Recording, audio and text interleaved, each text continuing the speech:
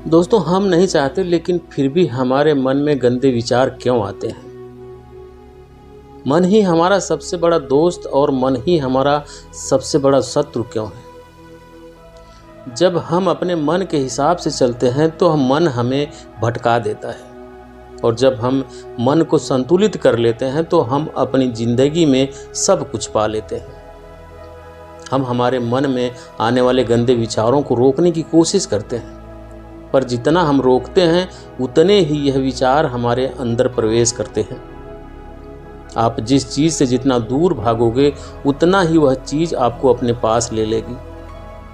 इसलिए उस चीज़ से भागो मत, उस पर संतुलन कायम करो। एक बार एक युवक महात्मा बुद्ध के पास आया और महात्मा बुद्ध से बोला कि हे बुद्ध, मेरे मन में इतने गंदे विचार क्यों आते हैं?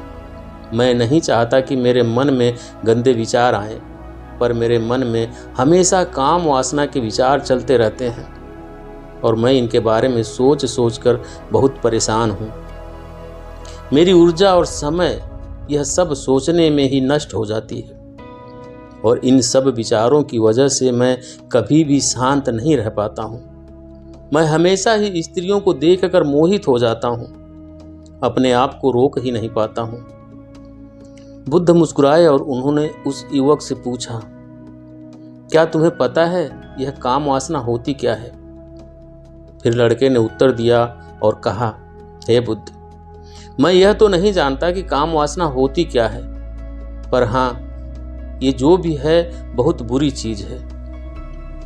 फिर बुद्ध ने उस युवक से कहा कि सबसे पहले तो तुम्हें यह समझना है कि प्राकृतिक रूप से जो भी चीज हमारे अंदर है वह बुरी नहीं है। हमारे जीवन में उसकी कुछ ना कुछ जरूरत है। वासना कोई बुरी बात नहीं है, यह तो हमारे मन की एक भावना है जो हमें किसी ना किसी चीज की कमी का एहसास करवाती है। फिर हम उस चीज को पाने के लिए उसी चीज की तरफ आकर्षित हो जाते हैं। जैसे अगर तुम्हारे पास धन की कमी है तो तुम में धन पाने की वासना उत्पन्न हो जाएगी। तो वासना कुछ और नहीं, बस एक प्रकार की कमी है जो कि एक प्रकार की जरूरत का एहसास है, और जब यह जरूरत शारीरिक हो तो हम इसे काम वासना कह देते हैं। युवक ने बुद्ध से कहा कि हे बुद्ध, मुझे काम वासना का मतलब तो समझ में आ गया, पर आप मुझे यह बताइए कि यह आती कहाँ से है, कैसे आती है?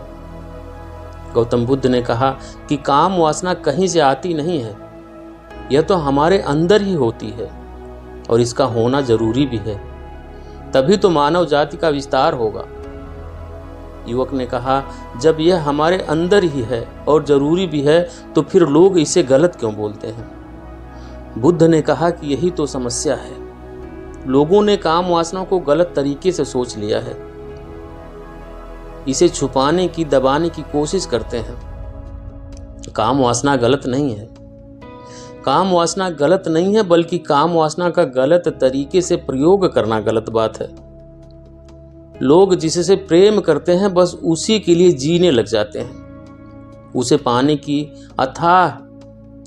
उसे पाना ही अपना लक्ष्य बना लेते हैं और उसी के बारे में हमेशा सोचते रहते हैं, पर यह सब गलत है।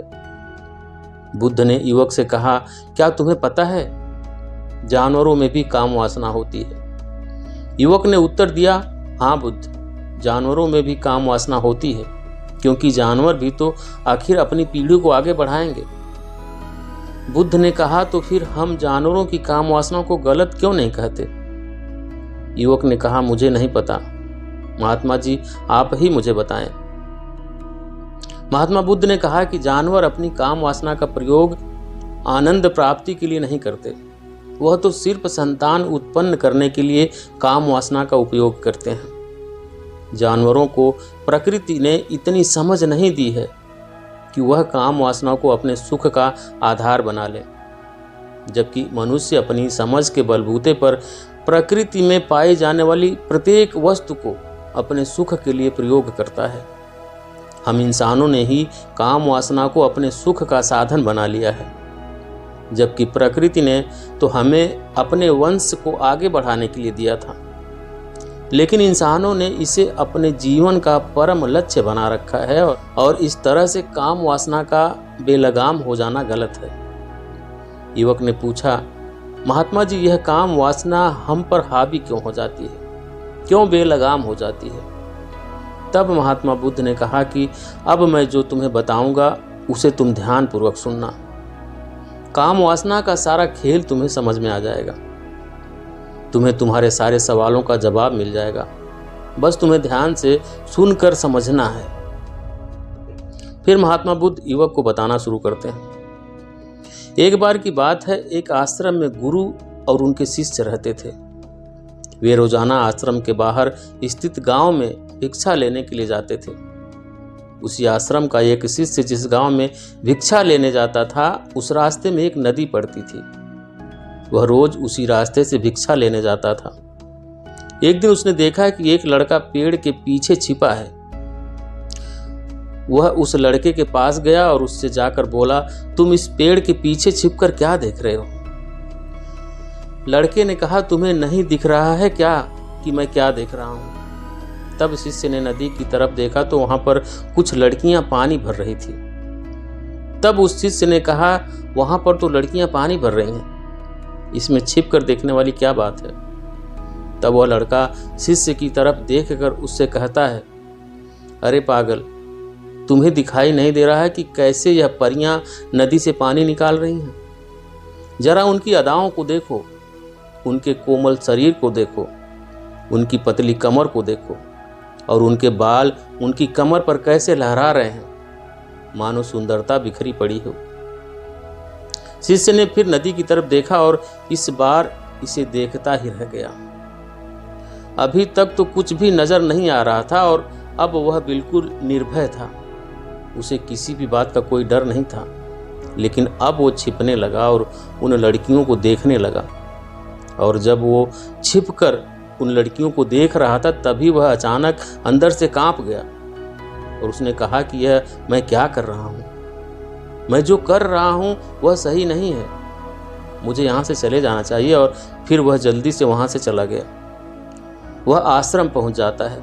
आश्रम जाकर वह अपने कार्यों में लग जाता है। लेकिन जो अभी वह देख कर आया था, वही उसकी आंखों के सामने बार बार आ रहा था। उसके मन में वही दृश्य चल रहा था। उसका मन वही सब कुछ देखने के लिए लड़ रहा था। उसका किसी भी काम में मन नहीं लग रहा था। सुबह होते ही वह रोज जल्दी ही भिक्षा के लिए आश्रम से निकल जाता और उस नदी के पास वाले पेड़ के पास जाता जहां पर वह लड़का पहले से मौजूद रहता था। उसके साथ मिलकर लड़कियों को छिप छिप कर देखता था। अब वह शिष्य रोज ऐसा करने लग गया। यह उसके रोज का काम हो गया। अब उस शिष्य का मन किसी भी काम में नहीं लगता था। वह हमेशा ही किसी न किसी प्रकार के विचार में उलझा रहता। वह आश्रम के कार्यों को भी ठीक ढंग से नहीं कर पा रहा था। ना वह ठीक से सो पाता था, ना वह ठीक से खाना खा पाता था। उसका मन बेचैन सा रहता था। उसका मन बार बार उन लड़कियों के सौंदर्य को देखने के लिए लालायित रहता था। जब गुरु शिक्षा देते थे तब भी उसका मन उन्हीं विचारों में खोया रहता था। गुरु ने अपने शिष्य की इन हरकतों को भांप लिया था। तब एक दिन गुरु ने शिष्य को अपने पास बुलाया और कहा कि आज से मैं भी तुम्हारे साथ भिक्षा मांगने चलूंगा। तुम और मैं साथ साथ भिक्षा मांगने चलेंगे। तभी शिष्य गुरु को मना करते हुए बोला, नहीं नहीं गुरुदेव, आप परेशान क्यों हो रहे हो? मैं अकेला ही ठीक से भिक्षा मांग सकता हूँ। गुरु ने शिष्य से कहा कि ठीक है, तुम अकेले ही भिक्षा मांगने जाओ। जिसके बाद वह तुरंत वहां से भिक्षा मांगने के लिए निकल गया।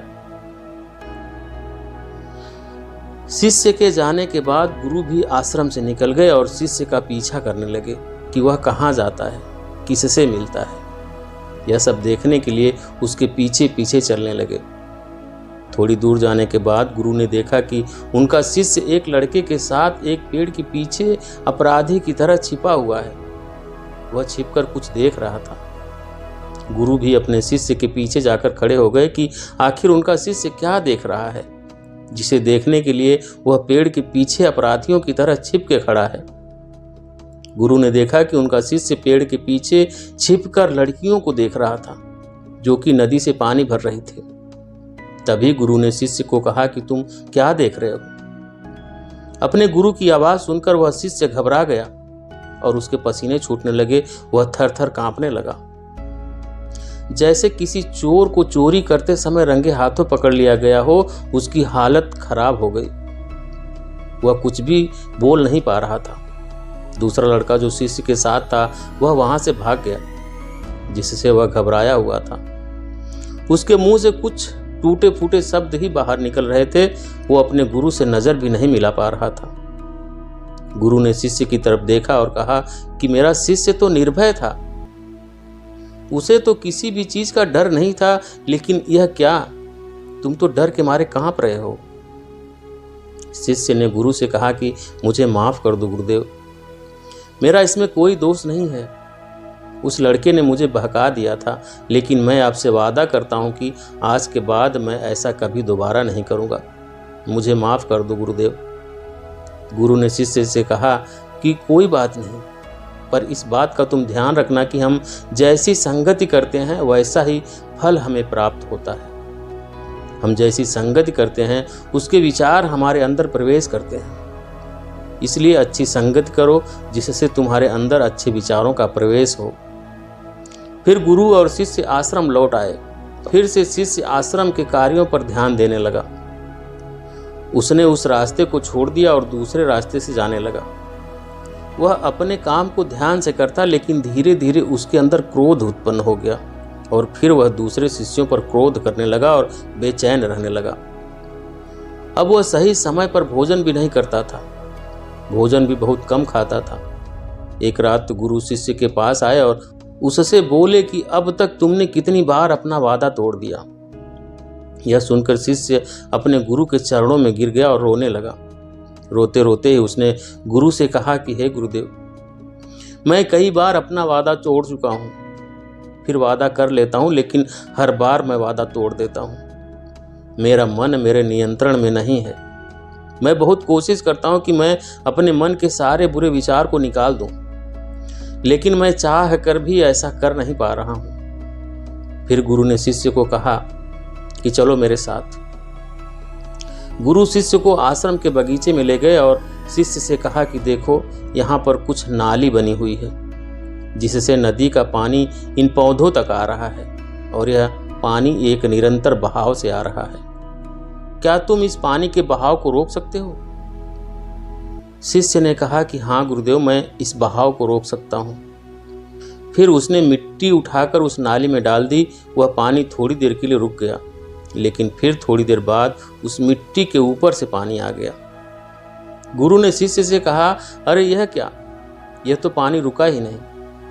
फिर से शिष्य ने कुछ कंकड़ पत्थर उठाकर उस नाली में डाल दिया और फिर थोड़ी देर के लिए पानी रुक गया, लेकिन फिर थोड़ी देर बाद ही उन कंकड़ पत्थर के ऊपर से पानी निकल आया।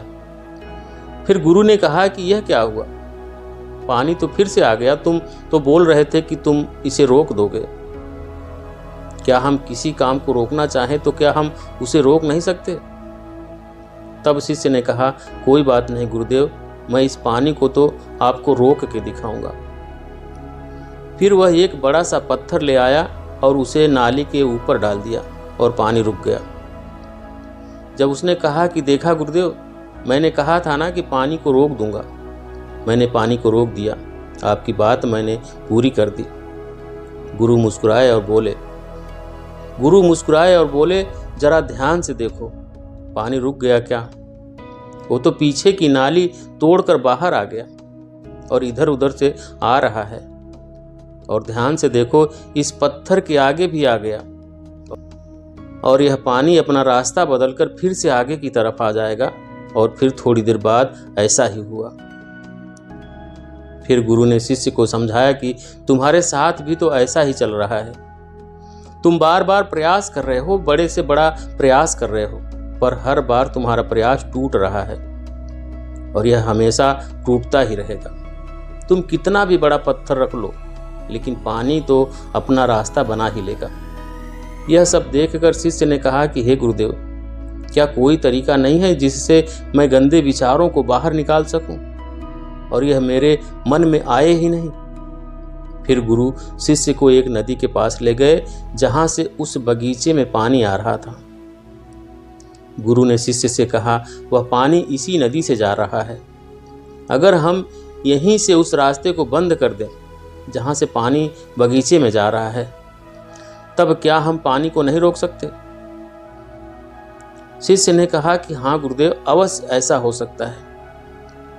मैं इस पानी को यहीं से बंद कर देता हूँ, तब आगे की नाली में पानी जाएगा ही नहीं और फिर बगीचे में पानी जाएगा ही नहीं।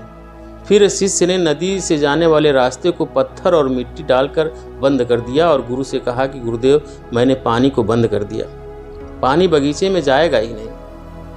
तब गुरु ने कहा कि अगर पानी बगीचे में नहीं जाएगा तो पेड़ पौधों को पानी कहाँ से मिलेगा?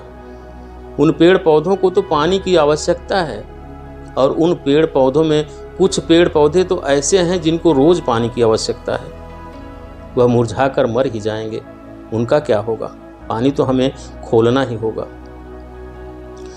उसने गुरु की बात सुनकर वापस नदी से जाने वाले पानी का रास्ता खोल दिया। तब गुरु ने शिष्य से पूछा कि अगर हम इस नदी के पूरे पानी को बगीचे में मोड़ दें तो क्या होगा? तब शिष्य ने जवाब दिया कि गुरुदेव, वहां पर जितने भी पेड़ पौधे हैं वह गल कर नष्ट हो जाएंगे, वहां पर कुछ भी नहीं बचेगा। फिर गुरु मुस्कुराए और बोले, तुम इस बात को समझो कि हमें किसी भी चीज को रोकना नहीं है, बस हमें हमेशा संतुलन बनाए रखना है। कम पानी से भी पौधे नष्ट होते हैं और ज्यादा पानी से भी पौधे नष्ट होते हैं। हमारा जीवन संतुलन से ही चलता है। गुरु ने शिष्य से कहा कि अगर मैं तुमसे कहूं कि तुम आम के बारे में मत सोचो तो तुम्हारे मन में सबसे पहले किसका चित्र आएगा? शिष्य ने कहा कि गुरुदेव, मेरे मन में तो पहला चित्र आम का ही आएगा। गुरु ने कहा कि जब हम गंदे विचारों को जबरदस्ती रोकने का प्रयास करते हैं तो वह और मजबूती के साथ हमारे अंदर प्रवेश करते हैं, हमारे अंदर उठते हैं। इसलिए हमें उन्हें कभी भी दबाने की कोशिश नहीं करनी चाहिए। फिर गुरु ने शिष्य को जाते हुए कहा कि हमारे मन में गंदे विचार बुरे लोगों की संगति करने की वजह से भी आते हैं। कई बार क्या होता है कि कामुकता हमारे अंदर होती नहीं है, लेकिन कुछ अश्लील लोगों के साथ रहने की वजह से यह हमारे अंदर हावी हो जाती है। शिष्य ने कहा कि गुरुदेव, आप सही कह रहे हैं, मैं अपने मार्ग से भटक गया था। फिर वह शिष्य उस रात चैन की नींद सोया। सुबह अपने कार्यों को उसने पूरे मन से किया और फिर सुबह भिक्षा लेने के लिए उसी रास्ते से गया जहां वह लड़का आज भी पेड़ के पीछे छिपकर उन लड़कियों को देख रहा था। शिष्य नदी पर गया जहां वह लड़कियां पानी भर रही थी। उसने उन लड़कियों से पानी मांगा।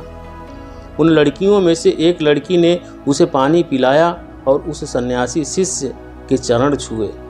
उसने उसे आशीर्वाद दिया कि तुम्हारा कल्याण हो, जिससे उसका मन सकारात्मक ऊर्जा से भर गया। उसके चेहरे पर मुस्कान आ गई थी, जैसे कि उसे कुछ खोया हुआ वापस मिल गया हो। वह वापस अपने रास्ते से जाने लगा। तभी पीछे से वह लड़का आ गया जो पेड़ के पीछे छिपा हुआ था। वह शिष्य के पास आया और बोला कि क्या बात है, आज तो तुमने नजदीक से दर्शन कर लिए, तुम तो मुझसे भी आगे निकले। तब उसने कहा कि हम हमेशा दूसरे के दर्शन करने में ही व्यस्त रहते हैं, अपने दर्शन कर ही नहीं पाते।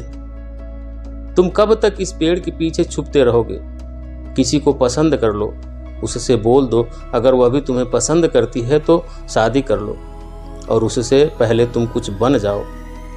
अपने आप को पहचान लो, ऐसे अपना समय बर्बाद मत करो। फिर वह लड़का रोज उस शिष्य से मिलने लगा और उस लड़के ने नदी पर जाना छोड़ दिया और फिर लड़का अपने जीवन में कुछ बनने के लिए संघर्ष करने लगा। तो तुमने देखा संगति का असर क्या होता है। अपनी संगति बदलो, अपने विचार बदलो। बुद्ध ने युवक से पूछा कि क्या तुम्हें तुम्हारे सारे सवालों का जवाब मिल गया? तब युवक ने कहा कि हाँ महात्मा जी, आपका बहुत बहुत धन्यवाद। तब गौतम बुद्ध ने युवक से कहा कि जब तुम्हारे मन में गंदे विचार आए तब आप अपने आप को दोषी मत मानो। यह शरीर है और यह सब इसने हजारों वर्षों से सीखा है। यह केवल तुम्हारी सोच लेने से, शपथ लेने से ही टूटने वाला नहीं है, लेकिन तुम्हारे पास वो शक्ति है, वह ऊर्जा है जिसे तुम्हें संतुलन में उपयोग करना है। तुम एक जीवित ऊर्जा हो जो कुछ अनुभव करने के लिए स्वतंत्र हो, जो निर्माण करने के लिए स्वतंत्र है। इसलिए तुम अपने आप को पहचानो। यह बोलकर बुद्ध ध्यान मग्न हो गए और वह युवक वहां से चला गया। तो ये थी आज की कहानी दोस्तों। आपको कैसी लगी कमेंट में ज़रूर बताएं। कहानी पसंद आई हो तो वीडियो को लाइक करें, शेयर करें, और चैनल पर अभी तक नए हैं, चैनल को सब्सक्राइब नहीं किए हैं तो प्लीज़ चैनल को सब्सक्राइब करें, बेल आइकन प्रेस कर लें ताकि आने वाली सभी वीडियो का नोटिफिकेशन सबसे पहले आपको मिले। वीडियो देखने के लिए बहुत बहुत धन्यवाद।